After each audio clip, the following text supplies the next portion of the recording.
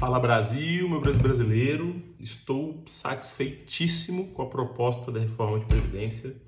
É algo que nos afeta, e aí quando eu falo nos afeta eu digo a mim e aos nossos clientes, diretamente e positivamente, tá? Então vamos bater um papo rapidamente sobre isso. Lembrando que a reforma ela abrange aí três aspectos: o aspecto dos investimentos, o aspecto da receita da pessoa física e da pessoa jurídica. A minha ideia é falar apenas sobre a parte dos investimentos. É claro que se me demandarem para falar um pouco mais sobre a parte da PF e da PJ, eu gravo um outro vídeo no segundo momento abordando esses temas. Mas hoje vamos falar apenas sobre o que nos afeta diretamente nos investimentos. Sobre a parte dos investimentos, eu vou dividir em dois tópicos. O primeiro tópico, o tópico não positivo, que não nos afeta diretamente ou nos afeta muito pouco. E o tópico positivo, que nos afeta aí sim de mão cheia. O tópico não positivo, ele afeta aquele investidor que investe diretamente em renda variável, ou seja, a pessoa que compra ações ou fundos imobiliários. E não só a pessoa que compra ações e fundos imobiliários, mas aquela que compra com foco não no ganho de capital da ação de fundo imobiliário, mas com foco nos dividendos. Aí sim essa pessoa foi diretamente afetada, porque os dividendos das ações ou os aluguéis dos fundos imobiliários que são pagos hoje de forma isenta de imposto de renda, existe a proposta de que seja tributado esses valores. Então, como os nossos clientes não investem diretamente em ações ou casos bem específicos que nós indicamos um cliente ou outro investir diretamente em ações, eles não serão afetados por essa mudança, e mesmo os que investem, as ações que nós sugerimos ali, que nós colocamos no portfólio dos clientes, são ações não com foco em dividendos, porque isso não está de acordo com a nossa proposta de trabalho, mas ações growth, ou seja, com foco em valorização de capital.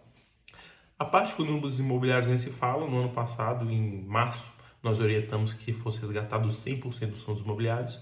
Não indicamos, não sugerimos fundos imobiliários no atual cenário macroeconômico que vivemos. Não vou entrar no ponto agora, depois eu posso também fazer outro vídeo se me demandarem para falar um pouco mais sobre isso.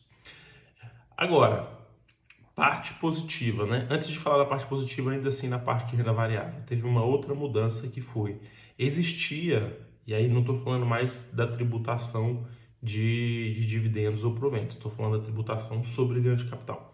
Existia uma distinção de tributos. Então, a pessoa que investia em fundos imobiliários, ela pagava um imposto distinto da pessoa que investia em ações. A pessoa que investia em ações paga 15% do lucro sobre o ganho de capital, e a pessoa de fundo imobiliário pagava 20%. Paga ainda, porque essa reforma não foi aprovada. Então, a ideia é que se coloque todos os ativos com a mesma tributação.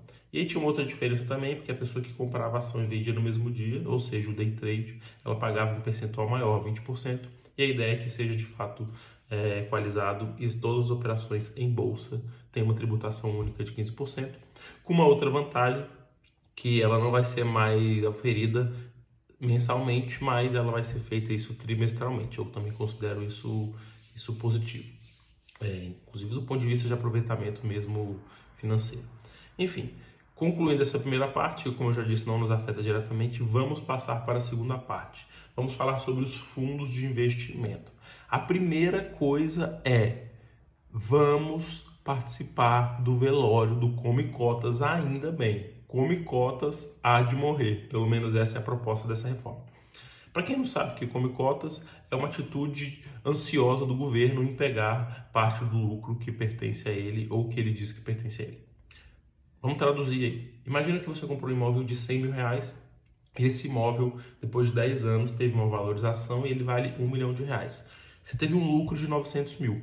15% desse lucro pertence ao governo. Então, no dia que você vender esse imóvel, você vai ter que pegar 15% dos 900 mil reais e pagar uma DARF ali referente aos tributos do governo. Só que o detalhe é esse, que você só vai pagar isso se você vender o imóvel e quando você vender o imóvel. Nos investimentos, no caso dos fundos de investimentos, isso infelizmente não é uma verdade. De 6 em 6 meses, dentro de um período específico, era analisado qual foi ali o tamanho do seu lucro e já coletado os 15%, independente se você resgatou o seu lucro ou não. Então, existia ali de fato uma ansiedade do leão em realmente pegar o parte do lucro. E o nome dessa operação, onde ele antecipava o lucro dele, a parte de ganho dele, era o Come Cotas. Então, a perspectiva é que de fato tire isso. E a outra grande diferença e muito positiva é: todos os fundos de investimento vão ter uma alíquota única de 15%. Eu falo isso porque hoje a alíquota ela é progressiva, na verdade ela é regressiva.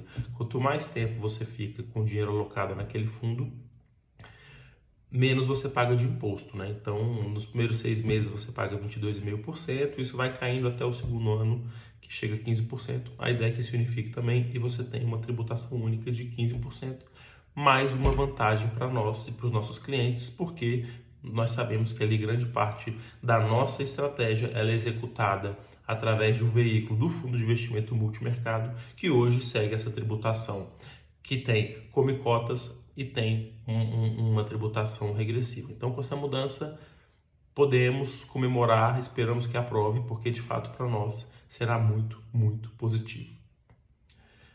Comemorem e vamos nessa, vai dar certo. Torcer para de fato passar do jeito que está proposto, que para nós, da parte de investimentos, é positivíssimo. Fui!